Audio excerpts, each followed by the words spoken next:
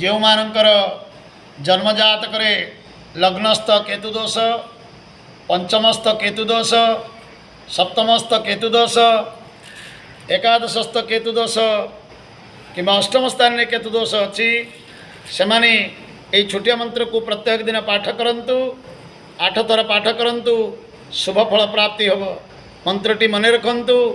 ओम स्त्रां स्त्रीं स्त्रों सह केतवे नमः। ओम स्त्रां स्त्रीं स्त्रों सह केतवे नमः।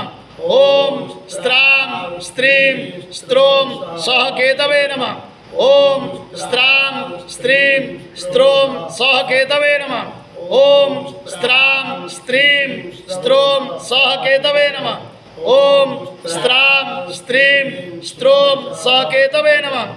ओम स्त्रां स्त्रीं स्त्रों सह केतवे नमः। ओम स्त्रां स्त्रीं स्त्रों सह केतवे नमः।